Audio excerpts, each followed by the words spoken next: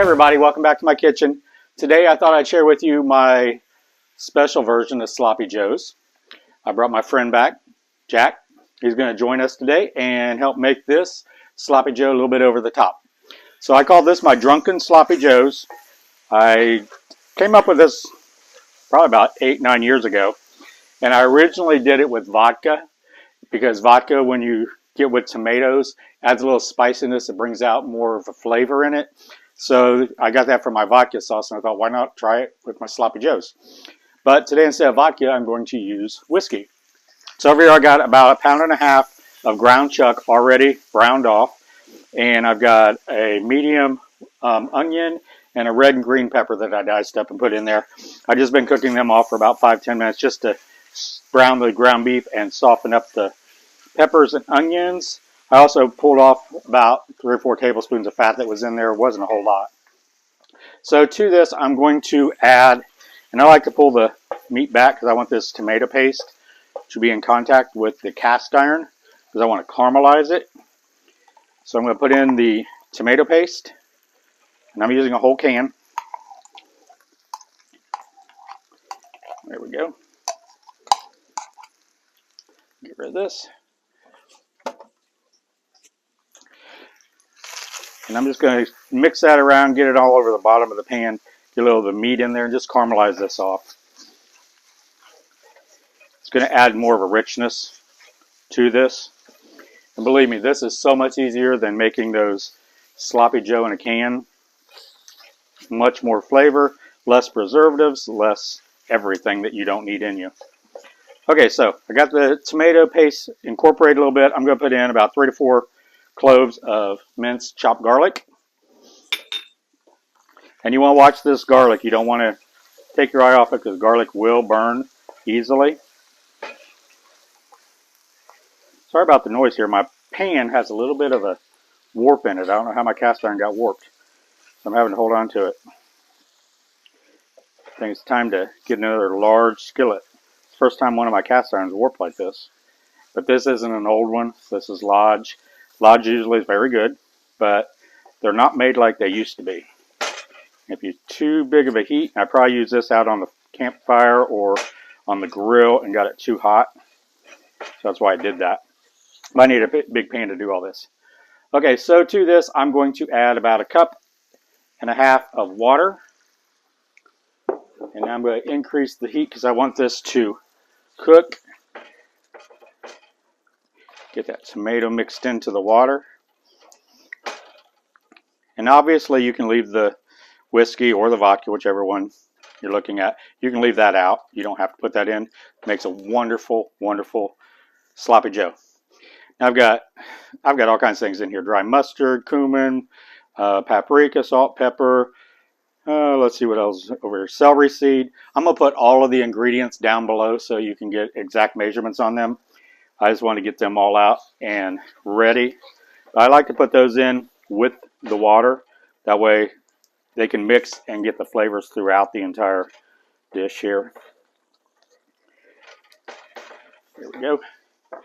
And now I'm going to add about 4 tablespoons of brown sugar. Get that mixed in.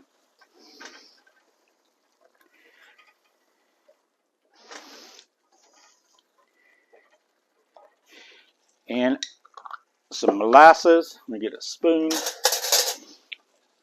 Well, molasses are just going to give it a deep, rich flavor.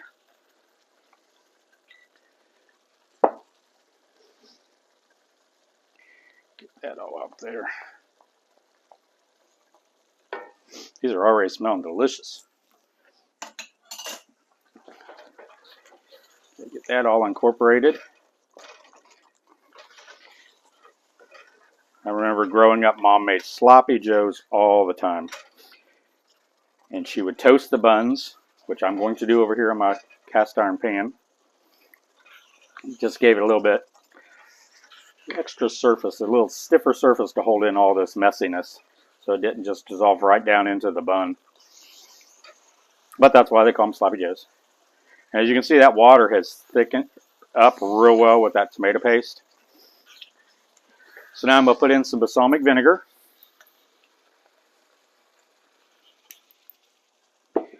little bit of liquid smoke. Don't overdo it on that. And some Worcestershire sauce, or Worcestershire, however you want to say it.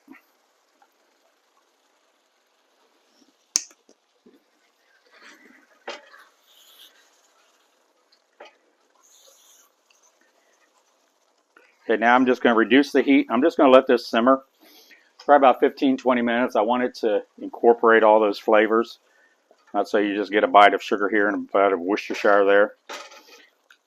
So I've got it down on about a low, and I'm just going to let it sit here and simmer for a few minutes, and I'll be back.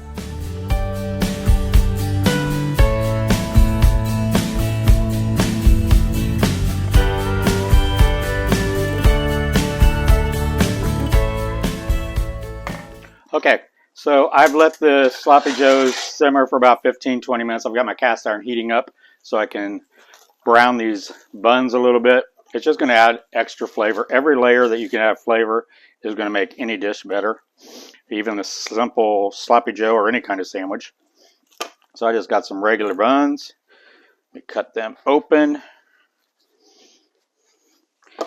And while I'm getting ready to brown these, I'm going to go ahead and put in my whiskey. Y'all probably thought I forgot. No, I didn't want to have it all cook off. So I'm going to put about a tablespoon or so in. You can put however much you like. I like the flavor that I get from it, so I put a little extra. And this is the Tennessee honey, so there's a little bit of sweetness. It's not real bourbony, real whiskey flavor, but it's just delicious. So I'm just going to let that simmer off. I'm going to butter up these buns and put them over here on the griddle. You can also do these on the grill if you're making this outside. Just butter them, stick them on the fire, and let them brown off a little bit.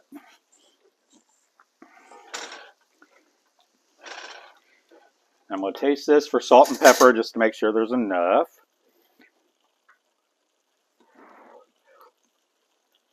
I can taste the cumin. I can taste the whiskey. That's good. Very good.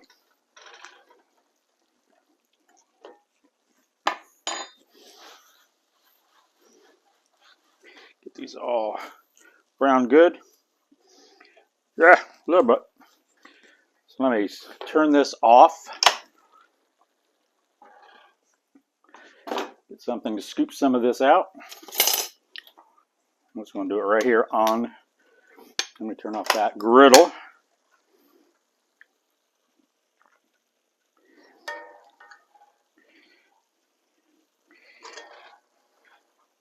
Here we go. Top it off. And there is my Drunken Sloppy Joes. You can throw some cheese on top of this, a slice of onion, lettuce, tomato, whatever you'd like. I like it just like this.